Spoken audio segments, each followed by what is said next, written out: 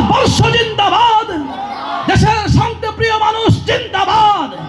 যারা দেশের স্বাধীনতা সার্বভৌমত্ববোধকে কুঠারাঘাত করে এই দেশের ভ্রাতৃত্ববোধকে বিনষ্ট করতে চায়, তাদের নাপাক চিন্তা ভাবনা জোরে বলুন মুর্দাবাদ, জোরে বলুন মুর্দাবাদ।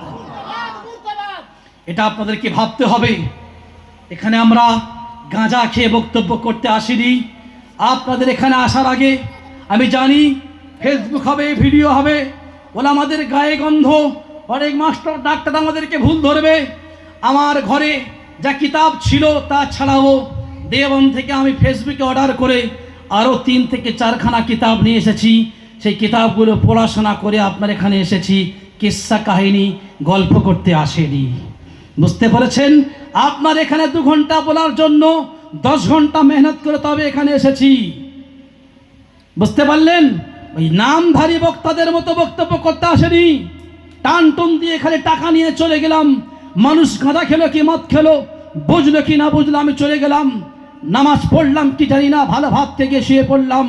বর্জন করে এমন বক্তাদেরকে আনুন, ভালো আলেমদেরকে, যোগ্য মানুষদেরকে সময় তাদের দিন, তাদের হাতে টাকা তুলে দিন, তারা আপনাকে সঠিক রাস্তা দেখাবে। বুঝতে পেরেছেন?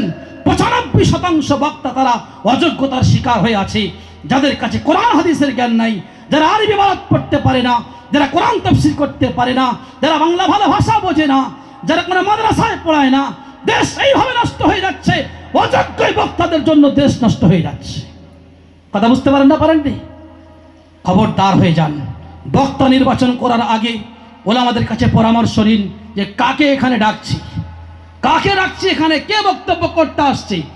এবছরে আপনার 6 নম্বরে আপনার প্রোগ্রাম ছিল, ছিলেন ওখানে না? ওখানে আমি ছিলাম। একটা বক্তা এসেছিল আপনার মুমতাজুল ইসলাম। আমি ফেসবুকে বলছি, আমি তার দাওয়াত খুব পড়ছে এখন। আল্লাহর কসম করে বলছি, ওদিন যে বক্তব্য রেখেছে আমি ধরার জন্য যাচ্ছিলাম, ওখানে আমাকে কমিটি যেতে দেয়নি। আমি যাচ্ছিলাম যে বক্তব্য রাখছে ধরবো আমি, কিন্তু আমাকে যেতে দেওয়া হয়নি।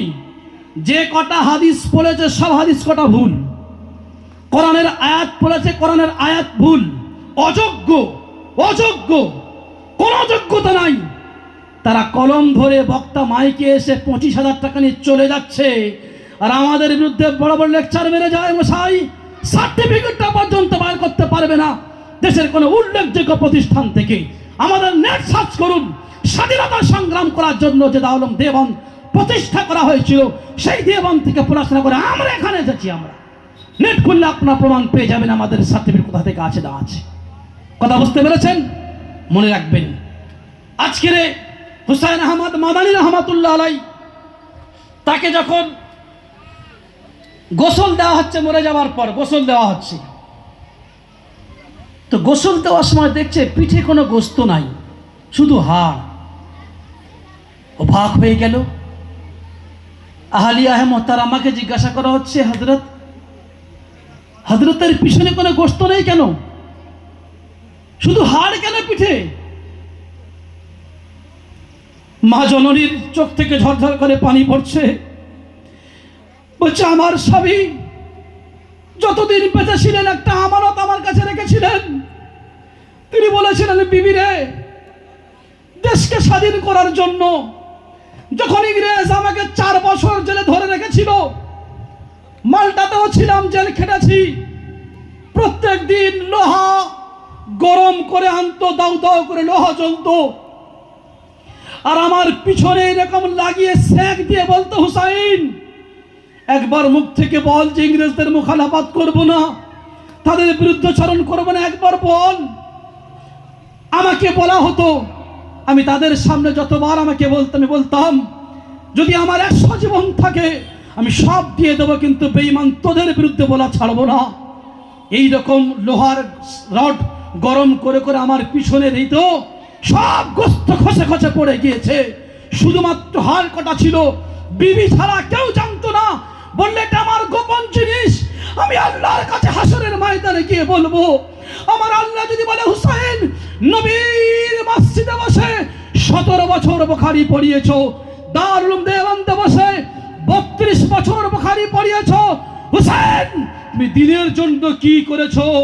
ওগো আমার বিবি, আমি আল্লাহর কাছে জামাটা খুলে দিয়ে পিঠটা দেখিয়ে বলবো আল্লাহ গো কিচ্ছু করতে পারেনি, কিন্তু তোমার কোরআনকে বাঁচিয়ে রাখার জন্য, মসজিদ মাদ্রাসাকে টিকিয়ে রাখার জন্য, দেশের স্বাধীনতা করা ভারিয়ে আনার জন্য, ভারতবর্ষের নাগরিককে সুখে শান্তিতে বসবাস করানোর জন্য আল্লাহ গো আমার পিছনটা আপনি দেখেন, আমার পিছনের গোশতগুলো ঝরে ঝরে ভারতবর্ষের মাটিতে পড়ে গিয়েছে।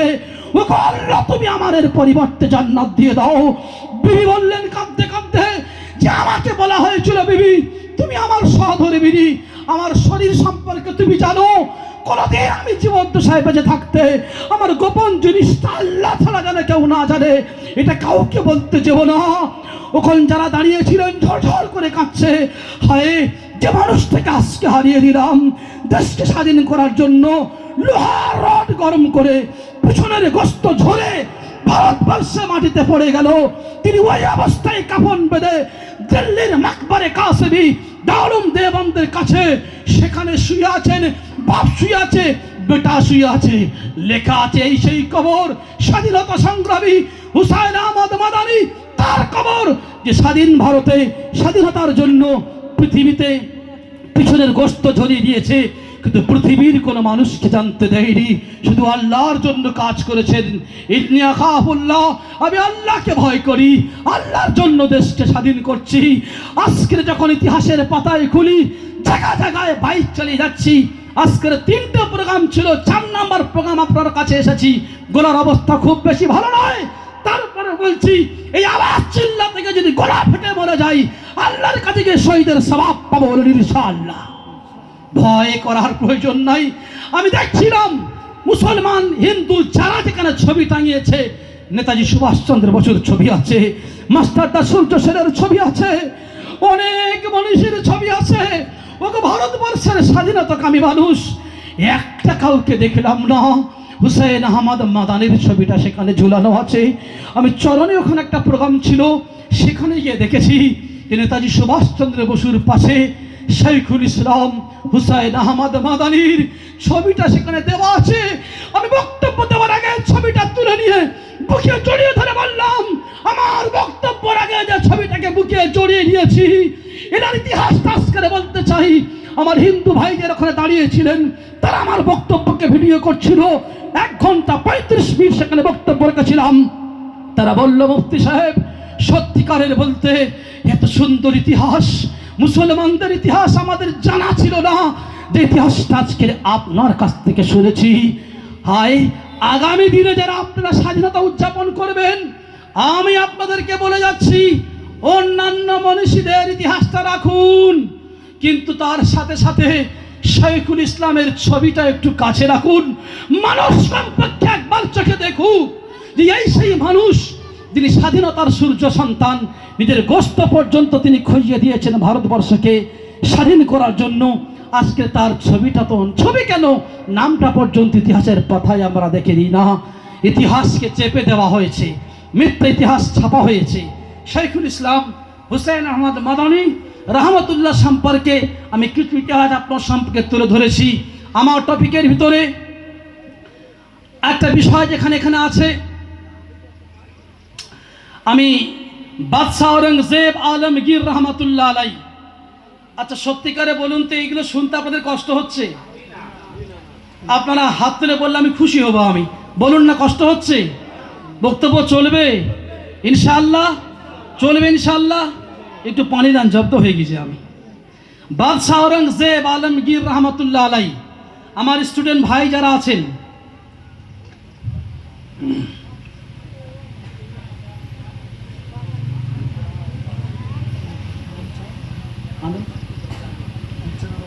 রচা নিয়ে আসুন।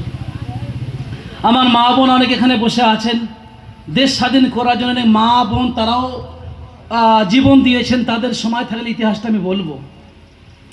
বাদশাহ ঔরঙ্গজেব আলমগীর রহমতুল্লাহ আলাই সম্পর্কে বর্তমান ভারতবর্ষে একটা বিশাল কিছু করা আছে। ইতিহাসে লেখা আছে ইনি একজন সন্ত্রাসবাদের আখড়াইনি। তার মানে ইংরেজদের ঢোকার আগে, ইংরেজ ভারতবর্ষে আসার আগে এই অখণ্ড ভারতের যিনি বাদশাহ ছিলেন তার নাম হলো বাদশাহ ঔরঙ্গজেব আলমগীর রহমতুল্লাহ আলাই। বুঝতে পারছেন? উনি চলে যাবার পরে দিল্লির মাসনাদ দখল করেছেন শাহ আলম, আর শাহ আলমকে হটিয়ে কুখ্যাত ইংরেজ তারা ওখানে তাদের গদি দখল করে নিয়েছিল। আজকে যদি ইতিহাস প্রমাণ করছে বাদশাহ আওরঙ্গজেব আলমগীর রহমতুল্লাহ আলাই উনি যদি বেঁচে থাকতেন কোনো দিনের জন্য ইংরেজদের 14 পুরুষ ভারতবর্ষকে গোলাম করতে পারত না। এটা ইতিহাসে লেখা আছে। যদি বাদশাহ আওরঙ্গজেব আলমগীর বেঁচে থাকতেন তো ইংরেজদের 14 পুরুষ ভারতবর্ষকে গোলাম করতে পারত না। এটা ইতিহাসে লেখা আছে। এই বাদশাহ সম্পর্কে এই যে বইটা দেখুন, বইটা দেখতে পাচ্ছেন, ছবি করুন। এটা বর্তমান স্কুলে পাঠ্যপুস্তক। বইটার নাম স্বদেশ পরিচয়, লেখক জীবন মুখোপাধ্যায়। এটা বর্তমান স্কুলে পড়ানো হচ্ছে, বুঝতে পারছেন? এইটা পড়ানো হচ্ছে বই। কোন স্টুডেন্ট মাস্টার থাকলে আসুন, আপনার সঙ্গে বসতে রাজি, ওপেন চ্যালেঞ্জ, রাজি আছি। প্রমাণ করব বইটাতে মিথ্যা ইতিহাস তুলেছে। একটু খুলি পৃষ্ঠাটা, আমি দাগ মেরে নিয়ে এসেছি, কারণ মুখে বলে গেলে হবে না। বলো মাওলানা এরকম হুলাল বক্তব্য দিয়ে চলে যায়, কি মুখে বলে গেলে হবে না। এই দেখুন, আপনাদেরকে দেখাই আমি একটু, ভাই এটা ধরুন। স্বদেশ পরিচয় সাফা নাম্বার মানে পৃষ্ঠা নাম্বার 254 255 লিখেছেন জীবন মুখোপাধ্যায়। বইটার নাম স্বদেশ পরিচয়। এই বইয়ের ভিতরে আওরঙ্গজেবের সম্পর্কে অনেক কিছু লেখা আছে, তবে যেটা কিছু বর্তমান হিন্দু ভাইরা বারবার বলে যে আওরঙ্গজেব তিনি ভারতবর্ষে ছিলেন 50 বছর রাজত্ব করেছেন। এই 50 বছর রাজত্বে আমাদের অনেক মন্দির ভেঙে দিয়েছে, শোনেননি আপনারা? সেই জন্য এখন আমরা মোল্লাদের মসজিদ ভেঙে প্রতিশোধ নিচ্ছি। বোকা কোথাকার, ইতিহাস পড়ো না, ফোন নিয়ে স্কুলে যাও, ধোকাবাজি করতে যাও, প্রেম ভালোবাসা করতে যাও, পড়াশোনা কিছুই করো না। বোকা কোথাকার। মানুষ কি বলছে পড়ালেখা করলে না, ধর্মের রীতি মেনে নিলে গিয়ে। তাদেরকে বলে বোকা নয়, তারা ওখানে পড়ছে তাই বলছে, এই বইটা পড়ছে। শুনুন কি লেখা আছে এখানে। লিখছে বাদশাহ আওরঙ্গজেবের আমলে, আপনারা ভিডিও করুন, পুরানো মসজিদগুলি সংস্কার করা হয় এবং সেগুলি রক্ষণাবেক্ষণের জন্য বৃত্তিধারী লোক নিযুক্ত করেন, মানে মাইনে দেওয়া হয়। আওরঙ্গজেব তারপরে গিয়ে লিখছেন যে হিন্দুদের নতুন মন্দির নির্মাণ নিষিদ্ধ হয়, মানে ওনার জামানায় কোনো হিন্দু ভারতবর্ষে আর মন্দির করতে পারবে না। বই লেখা হচ্ছে যে উনি হিন্দুদের নতুন মন্দির নির্মাণ করতে নিষিদ্ধ করেন এবং তিনি আশারোহণ অস্ত্রবহন নিষিদ্ধ করে অসংখ্য মন্দির তিনি ধ্বংস করেছেন। কত? অসংখ্য, মানে গণনা করা সম্ভব নয়, বুঝতে পারছেন? গণনা করা সম্ভব নয়, অসংখ্য মন্দির ধ্বংস করেছেন। 1 বছরের মধ্যে কেবলমাত্র মেবারেই তিনি 240টি মন্দির ধ্বংস করেছেন। মেবার একটা জায়গার নাম। 1 বছরে 240খানা মন্দির বাদশাহ আওরঙ্গজেব আলমগীর তিনি ভারতবর্ষের বুকে ধ্বংস করেছেন। এটা এতে লেখা হচ্ছে। তার ভিতরে কাশীর বিশ্বনাথ মন্দির, গুজরাটের সোমনাথ মন্দির, মথুরার কেশববেদের মন্দির, বৃন্দাবনে গোবিন্দ জিউর মন্দির তিনি ধ্বংস করেন। এই বই বই স্কুলে পড়ানো হচ্ছে, স্বদেশ পরিচয় নাম। পৃষ্ঠা নাম্বার কত বললাম? 254 254। বুঝতে পেরেছেন? এখন এই বইটা পড়ছে কারা? আমার আপনার ছেলে মেয়ে, তাই না? ঠিক তো নাকি? আমার হিন্দু ভাইদের যারা স্টুডেন্ট তারা পড়ছে তো। স্বাভাবিকভাবে যখন দেখছে ওরে সর্বনাশ, 1 বছরে 240টা মন্দির ধ্বংস করেছে, আর আমরা স্বাধীনতা হয়ে গেল 78 বছরে এখনো 240টা মসজিদ ভাঙতে পারলাম না, সারা দেখে ছাড়বো বলা হচ্ছে। এবং আরএসএস এর পক্ষ থেকে সব কিতাব নিয়ে বলা হচ্ছে এই দেখ না ইতিহাস খুলে বাদশাহ আওরঙ্গজেব কি করেছে। এখন তো ক্ষমতায় নরেন্দ্র মোদী আছে, দিয়ে মন্দির ভেঙে মসজিদ ভেঙে দিয়ে দিল আপনার বাবরি মসজিদ। ভেঙেছে না ভেঙেনি? বাবরি মসজিদ ভেঙেছে না ভেঙেনি? ভাঙতো না। এই বইটাতে মিথ্যা ইতিহাস লেখার জন্য ভাঙা হয়েছে। দায়ী যারা মসজিদ বাবরি মসজিদ ভেঙে এর জন্য দায়ী যারা ইতিহাসটাকে মিথ্যা লিখেছে, তারা সন্ত্রাসবাদের জন্ম কিতাবে দিয়ে গেছে। কথা বুঝতে পারছেন? এবার আপনাকে বলি, বাদশাহ আওরঙ্গজেব আলমগীর রহমাতুল্লাহ আলাই এত বড় আল্লাহর ওলি। আচ্ছা, আজকের আমাদের কেউ গায়ে মাখবেন না। একটা উদাহরণ, আমাদের গ্রামের মেম্বার, প্রধান বা এমএলএ, এরা সরকারি টাকা মোটে খায় না, তাই না? আপনাদের গ্রামের খায় না, এখানে ভালো মানুষ সব ঘরের টাকা খায়, মোটে দেখে না। দাদু বলে মোটে দেখে না, মানে সব খায় আলহামদুলিল্লাহ। আচ্ছা ঠিক, আমি কোনো পার্টিকে বলছি না, একটা উদাহরণ আগে বলে এসেছি, পার্টির নাম আমি কোনো পার্টিকে বলছি, একটা উদাহরণ একটা আর কি, যে এরা খায়। শুনুন এবারে, দায়িত্ব ক বছর পাচ্ছে? 5 বছর, তাই না? 5 বছরে সোনার ঘর বেনে গেল, তাই না? গাড়ি এসি গাড়ি হয়ে গেলে ঘরে এসি বসে গেল। হ্যাঁ, সিবিআই তদন্ত দিয়ে জেলে পড়ছে, ঠিক না বে ঠিক? মানে এত টাকা খেয়েছে, সিবিআই গুনে পারছে না, হলে কত গুনবো? ঘর ভর্তি টাকা। তারা বলছে বাদশাহ আওরঙ্গজেবের ইতিহাস। ছি, লজ্জা থাকা দরকার। তারা বলছে বাদশাহ আওরঙ্গজেবের ইতিহাস। তুমি কে গো? বাদশাহ আওরঙ্গজেবের একটা কিতাব আমার কাছে আছে, আমি আপনাদেরকে বলে দিচ্ছি। নেটে বলবেন যে বাদশাহ আওরঙ্গজেব আলমগীর বলে লিখবেন, ওনার সম্পূর্ণ ইতিহাস নেটে দেওয়া আছে, চলে আসবে। 50 বছর ভারতকে, অখণ্ড ভারত, বাংলাদেশ, পাকিস্তান, আফগানিস্তান, বর্মা, এগুলো ভাগ হয়নি, এই দেশে রাজত্ব করেছেন। 50 বছরে উনি যখন মারা গেছেন, মারা যাবার পরে তদন্ত হচ্ছে, সিবিআই তদন্ত। দেখি 50 বছরে কত ব্যাংক ব্যালেন্স আছে, 50 বছরে কত খেয়েছে, কত রেখে গেছে। মরে যাবার পরে সিবিআই তদন্ত হলো, দেখা গেল কিছু অল্প টাকা আছে, অল্প 650 কি 700 টাকা হবে। ছেলেদেরকে জিজ্ঞাসা করা হচ্ছে টাকাটা কিসের জন্য, বলছে আমার আব্বা বলে গেছেন জীবনে 50 বছরে কোনোদিন ভারতবর্ষের রাষ্ট্রকোষ থেকে একটা পয়সা আমার পেটে যায়নি। বলুন সুবহানাল্লাহ, জোরে বলুন সুবহানাল্লাহ। 50 বছরে ভারত চালিয়েছি। রাজনৈতিক তখন ছিল না, অরাজনৈতিক, রাজতন্ত্র ছিল, মুখ খোলার মতো কেউ নাই। বলছে 50 বছরে ভারতবর্ষের রাষ্ট্রকোষ থেকে 1 টাকার চাল কিনে, রুটি কিনে আমি আওরঙ্গজেব আমার পেটে যায় নাই। নিজে টুপি বুনতেন, টুপি কি বুনতেন? টুপি বুনে বুনে কিছু পয়সা আসতো। উনি ছিলেন খাত্তাত, মানে খুব ভালো আরবি লেখা জানতেন। উনি আরবিতে কোরআন শরীফ লিখতেন, তখন অত ছাপাখানা হয়নি। উনি হাতে কোরআন লিখে ওটা বাজারে গিয়ে বিক্রি করতেন, তার থেকে কিছু পয়সা আসতো।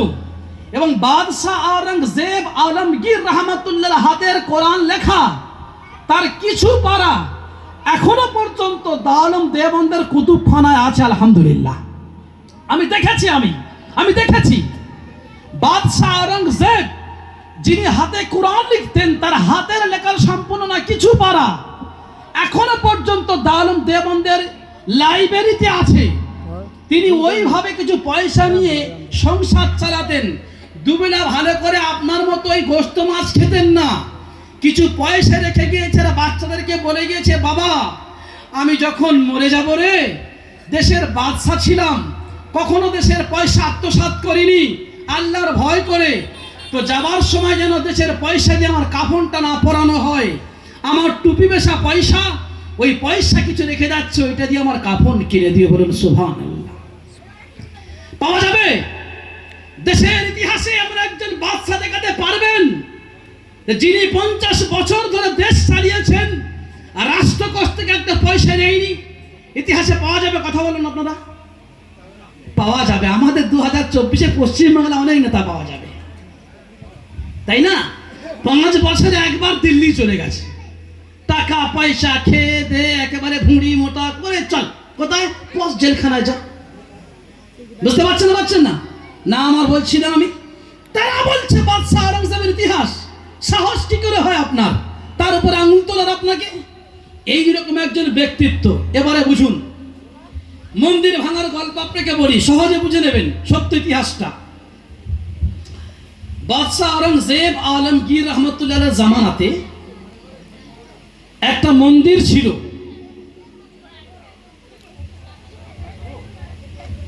যে মন্দিরে ইসলামের ইতিহাস খুললে পাওয়া যায় যে একটা মসজিদে জেরারের নাম ছিল যে মসজিদে জেরার। ইহুদিরা একটা মসজিদ আল্লাহ রসুলের জামানা তৈরি করেছিল। সেই মসজিদটাতে ওরা বসে ইসলামকে চক্রান্ত করতে, ইসলামকে শেষ করার জন্য চক্রান্ত করতো ওই মসজিদে বসে, যাতে কেউ বুঝতে না পারে। যেহেতু মসজিদে মানুষ নামাজ পড়তে গিয়েছে, তো আল্লাহ রসুল বললেন ওটা মসজিদ নয়, ওটাকে ভেঙে দাও। সেটা আজও পর্যন্ত ওখানে এরকম ঘেরা আছে, মসজিদে জেরার বলা হয়। মানে ইসলামী শরিয়ত যেটা মসজিদ ওটা নয়। ভারতবর্ষের একটা মন্দির ছিল, মন্দির। সেই জামানার যুগে কিছু হিন্দু মানুষ যারা দিনে ডাকাতি করত, রাতে ডাকাতি করত, আর পয়সা করে নিয়ে ওই মন্দিরের ভিতরে পূজা করার নামে গিয়ে মন্দিরের ভিতরে একটা মানে গোপন একটা জায়গা ছিল, নিচের মাটির তলার ঘর, সেখানে বসে টাকা পয়সাগুলো ভাগ হতো। রাতের অন্ধকারে যুবতী নারীদেরকে তুলে নিয়ে এসে ওই মন্দিরের ভিতরে রেপ করা হতো, ধর্ষণ করা হতো মন্দিরের ভিতরে। বুঝতে পারছেন? পরে এই সমস্ত খবরগুলো বাদশার কাছে গেল, দিয়েছেন হিন্দু ভাইরা যে বাদশা জাহাপানা মন্দির বানিয়েছে, মন্দিরের ভিতরে জেনা হয়, ব্যভিচার হয়, যুবতী মা বোনদেরকে নিয়ে সেখানে ধর্ষণ করা হয়, রাতের আধারে মাল ছিনতাই করে লুট করে ওই মসজিদের মন্দিরের তলদেশে একটা ঘর আছে, তার ভিতরে ভাগ বাটোয়ারা হয়। বাদশা জাহাপানা এর কিছু ব্যবস্থা আপনি করবেন। বাদশাহ আওরঙ্গজেব আলমগীর রহমতুল্লাহ আলাই হিন্দু ধর্মের বড় বড় মনীষী যারা ছিলেন তাদেরকে ডাকলেন, ডেকে পরামর্শ করলেন, বাবু কি করা যায়, আপনারা বলুন, আপনারা বলুন কি করা যায়। হিন্দু পণ্ডিত তারা বলেছিলেন, বাদশাহ জাহাপানা হিন্দু শাস্ত্র অনুযায়ী, হিন্দু শাস্ত্র অনুযায়ী ওটাকে মন্দির বলা হবে না, ওটা মন্দির নয়, ওটা ব্যবসাখানা, ওটা আড্ডাখানা, ওটা জেনাখানা, ওটা ব্যভিচারের ঘর। হিন্দু শাস্ত্র অনুযায়ী ওটাকে মন্দির বলা হয় না। কথা বুঝতে পেরেছেন? বাদশাহ বললেন তাহলে কি করা যায়? হিন্দু ভাইরা বললেন, হযরত মন্দিরটাকে ভেঙে দেওয়া হোক, এটা ধর্মের নামে একটা কলঙ্ক চলছে। বাদশাহ বললেন, যাও তোমরা সবাই গিয়ে মন্দিরটাকে ভেঙে দাও। তারা গিয়ে মন্দিরটাকে ভেঙে দিল। আপনারা বলুন, এটা কি বাদশাহ জাহাপানা ন্যায় করেছেন নাকি অন্যায় করেছেন? কথা বলুন আপনারা। আজকে যদি আমার আপনার ঘরের ভিতরে গিয়ে গোপনে একটা মসজিদ তৈরি করা হয়, যাদের উদ্দেশ্য হবে এখানে মদ পান করা, যাদের উদ্দেশ্য হবে এখানে ব্যভিচারী করা, যাদের উদ্দেশ্য হবে এখানে খুন খারাপি করা, আর আমার মতো আমাদের মতো মুফতি সাহেবদের কাছে জিজ্ঞাসা করতে আসে যে হযরত এই মসজিদটা কি করা হবে, আমরা ফতোয়াতে লিখবো এই মুহূর্তে আগুন ধরে জ্বালিয়ে দাও, ওটা মসজিদ নয়। বলবো না? বলবো না? বলবো, ঠিক না? সেইভাবে বাদশাহ আওরঙ্গজেব আলমগীর রহমতুল্লাহ আলাই ওই মন্দিরটা ভেঙেছিলেন, কিন্তু সেই মন্দিরটা আর ইতিহাসের পাতায় লেখা হলো না, বইয়ে লেখা হলো 240খানা মন্দির ভেঙে দিয়েছেন। সত্য ইতিহাসটা বুঝতে পেরেছেন? আমার এই বক্তব্যের সঙ্গে দ্বিমত পোষণ যদি কোনো ঐতিহাসিক করতে চান, কোন স্কুল মাস্টার করতে চান, আপনারাই পড়াচ্ছেন, আমরা রেডি, যেখানে আপনি ডাকবেন সেখানে যাব, কোনো অসুবিধা নাই। যে কিতাবটার নাম আমি বলেছি, এটা বর্তমান মানে স্কুল কিংবা কলেজের পাঠ্যপুস্তক, এটা স্বদেশ পরিচয় নাম। এই বইটা আপনার সম্মুখে ইতিহাস আমি এখানে খণ্ডন করলাম। কথা বুঝতে পেরেছেন না পারেননি আপনারা? এটা বাদশাহ আওরঙ্গজেব আলমগীর রহমতুল্লাহ আলাই সম্পর্কে কিছু টপিক আপনার সামনে আমি বলে দিলাম। আমার এই ইতিহাসের ভিতরে আর বেশি ব্যক্তিত্ব না আমি তুলিনি, কারণ আমি জানি বেশি সময় আমি পাবো না। সেই জন্য আমার 2 ঘন্টার সময় আমি ঠিক ওখান থেকে আগে থেকে বলে দিয়েছিল, সেই হিসাবে বক্তব্যকে আমি সাজিয়েছি। একজন ব্যক্তির নাম বলে আমার বক্তব্যর ইতিরেখা আমি ওদিকে শেষের দিকে আমি চলে যাব। সংবিধান সম্পর্কে কিছু কথা বলবো, তারপর আমি ওখান থেকে বক্তব্যের দিকে আমি চলে যাব আর কি। জয় হিন্দ। আজকে ভারতবর্ষের বুকে জয় হিন্দ স্লোগানটা আমার আরএসএস আর বিজেপি ভাইদের কাছে একটা বড় কষ্টের কারণ, তাই না? ঠিক বলছি নাকি বা ঠিক বলছি? তারা কি বলছে? জয় জয় শ্রীরাম, তাই না? অনেক স্কুলের, উত্তরপ্রদেশের 8টা থেকে 10টা স্কুলের নিয়ম জারি করে দিয়েছে, আপনার বাচ্চা স্কুলে যাচ্ছে, নাম ডাকছে, আমরা কি বলি? নাম ডাকলে ইয়েস স্যার এই বলি তো, আমাদের মাদ্রাসাতে আরবি বলা হয় লাব্বাইক, আমরা প্রেজেন্ট করি, আমাদের ছেলেরা বলে লাব্বাইক, আর স্কুলে বলা হয় ইয়েস স্যার। দিন আর বাকি নেই। ভারতবর্ষের বুকে ইতিহাস, আপনার সংবিধান তৈরি হয়েছে, 8টা থেকে 10টা স্কুলে নিয়ম জারি হয়ে গেছে। প্রেজেন্ট যখন করা হবে তখন বলা হচ্ছে জয় শ্রীরাম। আমার মোবাইলে ভিডিও ফুটেজ আছে, আমি ধরে রেখে দিয়েছি উত্তরপ্রদেশের কোন কোন স্কুলে এগুলো শুরু হয়েছে, এর ভিতরে আছে, সময় সংক্ষেপ আপনাকে দেখাতে পারলাম না, দুঃখিত। নাম ডাকছে আনোয়ার, মুসলমান ছেলে বলছে জয় শ্রীরাম, ইমান থাকবে? ইমান থাকবে? হিন্দু ভাইদেরকে বলছে সুভাষ, বলছে জয় শ্রীরাম। ইতিহাস পড়তে ইয়েস স্যার বাদ চলে গেল। এই জয় শ্রীরাম স্লোগানটা জয় হিন্দের পরিবর্তে এসেছে, কিন্তু কেন জানেন? এই জন্য করে দেশ স্বাধীনতার সময় এই জয় হিন্দ স্লোগানটা সর্বপ্রথম যিনি দিয়েছিলেন মাওলানা আজিমুল্লাহ খান। বলুন সুবহানাল্লাহ। মাওলানা আজিমুল্লাহ খান।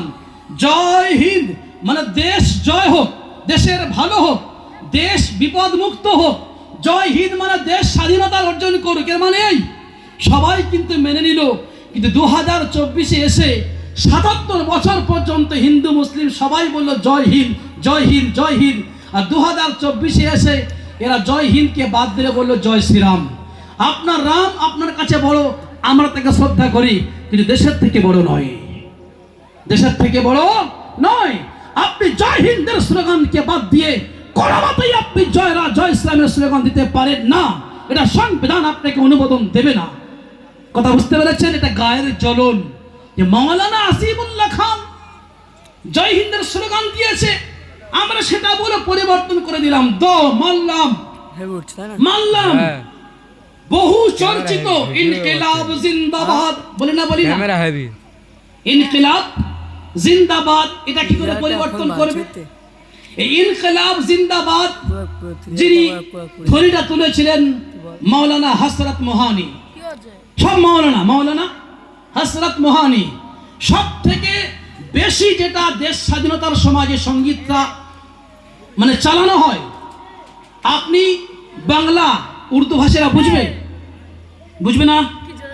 সকল দেশে, ভারতবর্ষে, এমনকি পাকিস্তান বাংলাদেশ পর্যন্ত সব থেকে বেশি স্বাধীনতার মঞ্চে যে সঙ্গীতটা বেশি পরিবেশন করা হয়, সারে জাহাঁ সে আচ্ছা হিন্দুস্তান হামারা, হয় না? আবার বলুন, সারে জাহাঁ সে আচ্ছা হিন্দুস্তান হামারা, বলা হয় না? যে পৃথিবীর সব দেশ থেকে আমার দেশটা ভালো।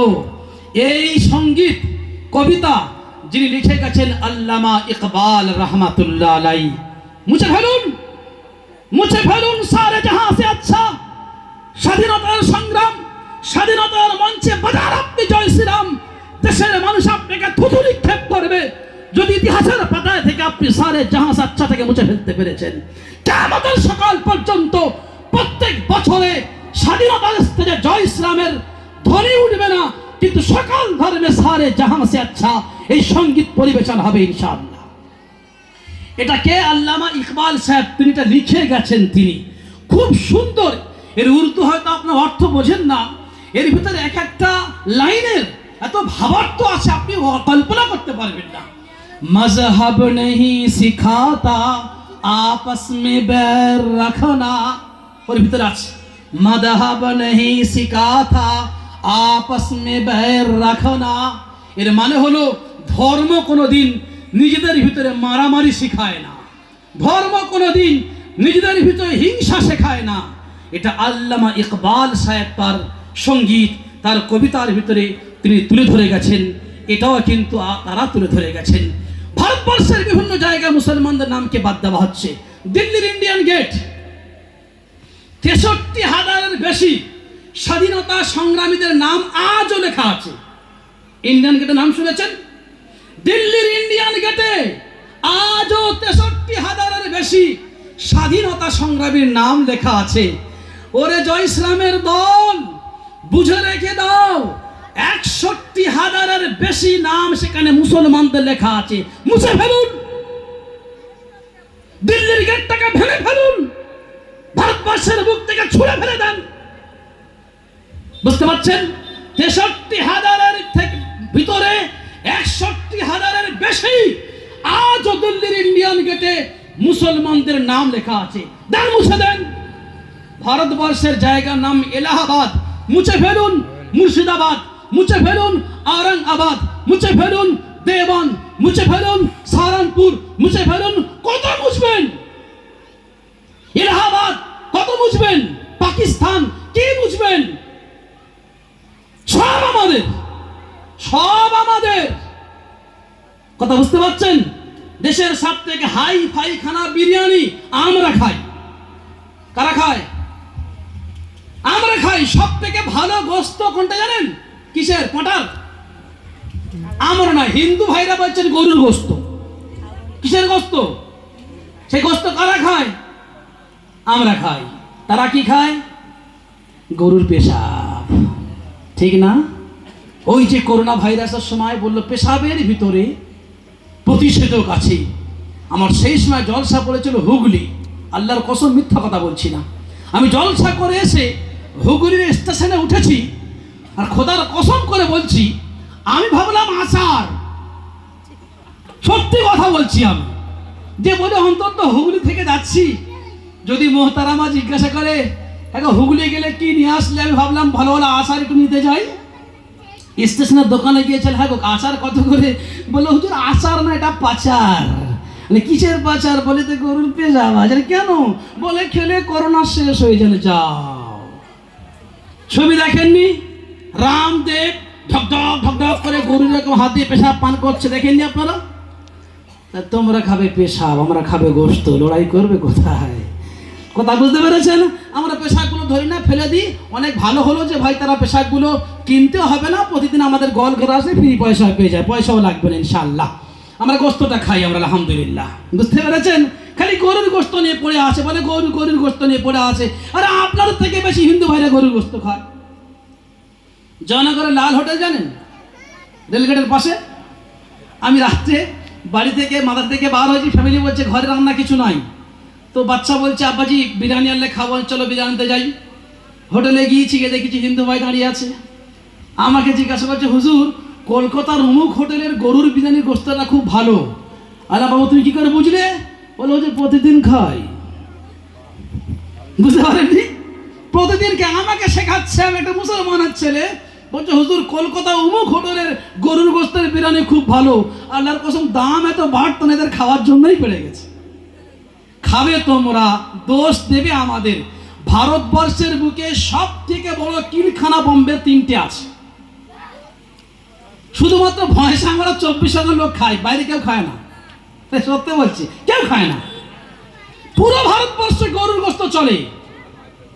বম্বের সব থেকে বড় কিলখানার মালিক হলো হিন্দু ব্যক্তি। আজ খবর নেন, আজও আমাদের দোষ দিলে হয় সব কি?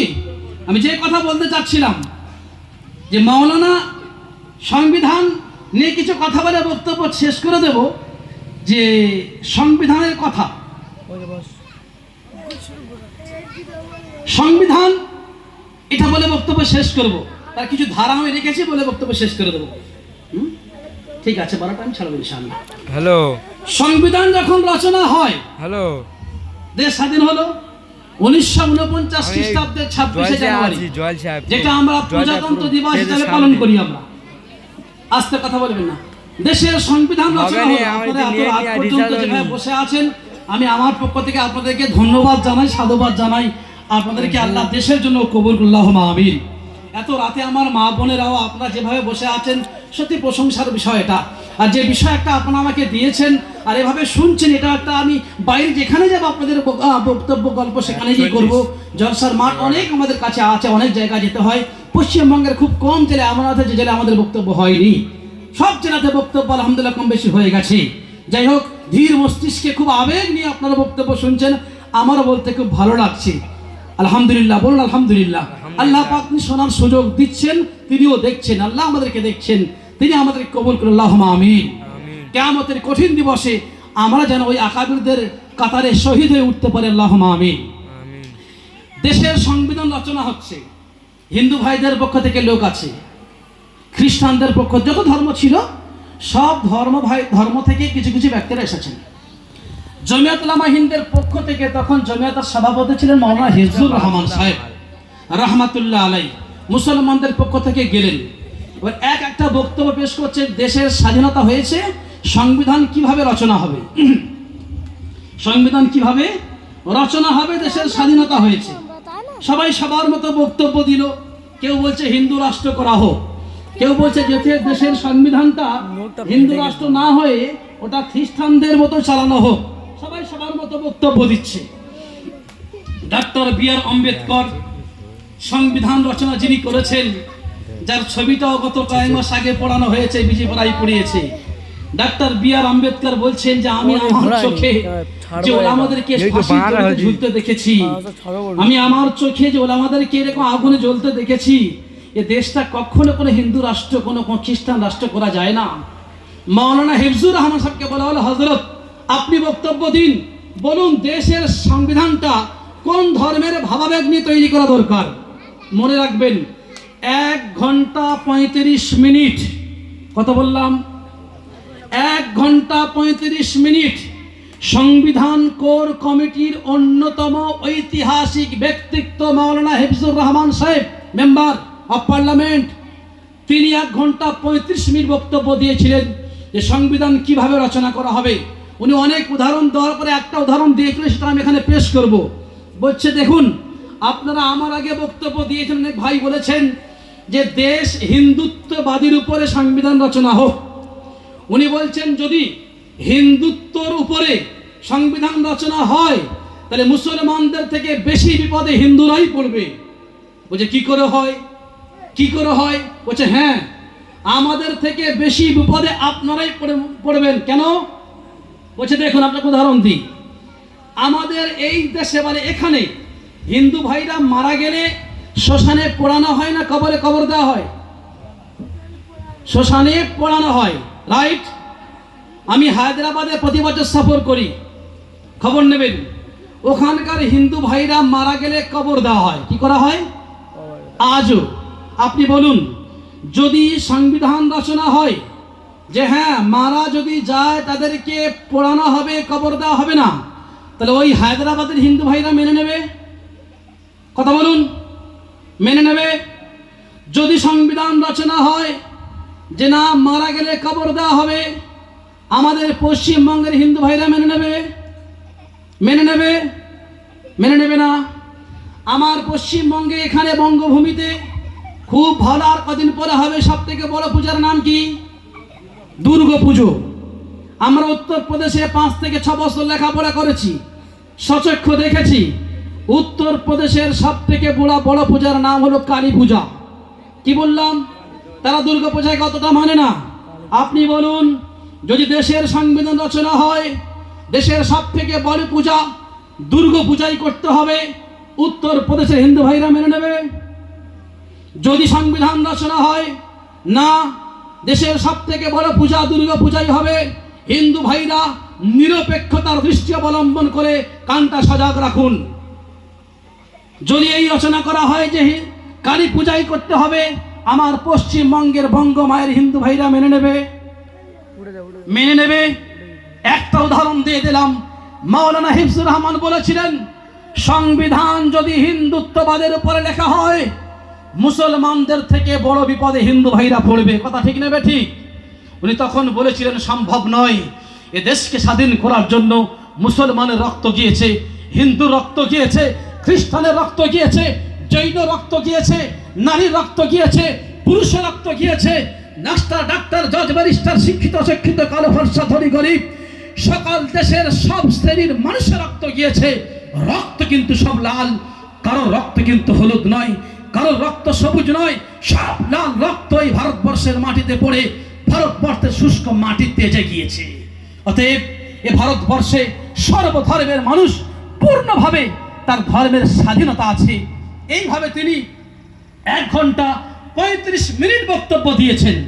সেই 1 ঘন্টা 35 মিনিট বক্তব্য শুনে ডক্টর বি.আর. আম্বেদকর তিনি ঘোষণা করলেন এই দেশের সংবিধান রচনা করার জন্য অনেক বিধিনিষেধ আছে, অনেক কাওয়ানিন জাওয়াবিত আছে, অনেক কানুন আছে, তবে সব থেকে বড় নিয়মটা হলো এই, the India is a secular country লেখা হয়ে গেল। যে মাওলানা হিফজুর রহমান স্যার বক্তব্য অনুযায়ী ভারতবর্ষ তৈরি হয়েছে, the India is a secular country, Bharatvarsha ধর্মনিরপেক্ষ গণতান্ত্রিক রাষ্ট্র। যার সহজ সরল ব্যাখ্যা হলো, এই দেশে একজন হিন্দু ভাই নাম সুভাষ, তিনি সকালবেলায় গিয়ে বলছেন তার মন্দিরে, যা দেবী সর্বভূতে অং নমো নমস্তে নমো বুদ্ধাম শরণাম গচ্ছামি ধম্মাম শরণাম গচ্ছামি, তার অধিকার দেওয়া আছে। ঘন্টা বাজিয়ে বাজিয়ে বলছে। ঠিক তেমন ভাবে সকালবেলায় না হন আব্দুল্লাহ মসজিদের মুয়াজ্জিন, তিনি মসজিদে গিয়ে মাইক খুলে বলবে, সালাতু খায়রুম মিনান নাওম, আল্লাহু আকবার আল্লাহু আকবার। যেমন ভারতবর্ষে শাক বাজতে পারে মাগরিবের সময়, তেমন ভারতবর্ষে মসজিদে আজান হবে। এর নাম হলো সেকুলার, এর নাম ধর্মনিরপেক্ষ, একেই বলে গণতন্ত্র। সম্পূর্ণভাবে প্রত্যেকটা ধর্মের তার ধর্মীয় ভাবাবেগ নিয়ে, তার ধর্মীয় স্বাধীনতা নিয়ে এই দেশে চলার অধিকার সংবিধানে দেওয়া হয়েছে। তাহলে কেন আজকের মন্দির মসজিদকে ভেঙে দিয়ে মানুষের মাঝখানে একটা সন্ত্রাসবাদের আখড়া তৈরি করা হচ্ছে, ভ্রাতৃত্ববোধকে জলাঞ্জলি দেওয়া হচ্ছে? এটা সংবিধানে লেখা আছে। আমি কিছু জিনিস নোট করেছি বলে বক্তব্য বিদায় করে দেবো। সংবিধানের কিছু জিনিস ওখানে লেখা আছে, আমি আজকের এই প্রোগ্রামে বলে এসেছি, আপনাদেরকে বলে যাচ্ছি। যেমন টাকা দিয়ে জামা কিনছেন, টাকা দিয়ে আপনার ছেলের স্কুলের বই কিনছেন, টাকা দিয়ে ব্যাগ কিনছেন। মুসলমানের যুবক, তুমি টাকাটা দিয়েও কমপক্ষে একটা সংবিধান কিনে নিয়ে এসে বাড়িতে আলমারিতে রেখে দেবেন। কারণ খুব বেশি দিন বাকি নাই, গোপন ভাবে সংবিধান নতুন করে তৈরি হচ্ছে। 10 বছর পরে গিয়ে আসল সংবিধানে কি লেখা ছিল আমরা আর খুঁজে পাবো না, এখনো বাকি আছে। ভালো ভালো বই দোকানে যান, আশেপাশে বই দোকানে খুঁজে পাবেন না। আমি গত পরশুদিন রাত্রে জয়নগর স্টেশনের সব বই দোকান এবং সব দোকানে খুঁজেছি, একটা সংবিধান সেখানে নাই, সব উড়িয়ে দিয়েছে। কলকাতায় যান, একটা সংবিধান কিনে নিয়ে আপনার ঘাম ঝরানো বর্জিত পয়সা দিয়ে আপনার বাড়িতে আলমারিতে তুলে রাখুন। মরে যাবার আগে আপনার পুত্র সন্তানকে বলে যান, বেটা আমি মরে যাচ্ছি, এই দেশের সংবিধানটা কোনোদিন বিনষ্ট করবি না, এটাই তোর ধর্মীয় স্বাধীনতা, এটা দুদিন পরে আর পাওয়া যাবে না। একটা টাকা দিয়ে হোক, 200 টাকা দিয়ে হোক, 100 টাকা দিয়ে হোক, একটা করে সংবিধান আপনার বাড়িতে রাখবেন। পারবেন ইনশাআল্লাহ? পারবেন ইনশাআল্লাহ? প্রতি বছর যখন স্বাধীনতা সংগ্রাম হবে, সাথে করে সংবিধানটা বুকে নিয়ে আসবেন, আর একবার কমপক্ষে বলবেন, সংবিধান জিন্দাবাদ, সংবিধান জিন্দাবাদ, ডক্টর বি.আর. আম্বেদকর জিন্দাবাদ, মাওলানা হিফজুর রহমান জিন্দাবাদ। একবার কমপক্ষে একটা আওয়াজ আপনারা তুলবেন। গোপন ভাবে সংবিধান রচনা হয়ে গেছে, ভারতবর্ষের ডক্টর বি.আর. আম্বেদকরের ছবি পোড়ানো হয়েছে। এই কারণে তাদের গায়ের জ্বালা যে কেন সেদিন হিন্দু রাষ্ট্র তিনি ঘোষণা করলেন না, ধর্মনিরপেক্ষ রাষ্ট্র ঘোষণা কেন করলো, এই দোষে তার ছবিটাও দিল্লি রাজপথে পোড়ানো হয়েছে। সংবিধানের অনেক কিছু ধারা আছে, আমি সবগুলো বলবো না। এখানে একটা জিনিস লেখা আছে, শুধু আপনারা শুনবেন, ব্যাখ্যার প্রয়োজন নেই।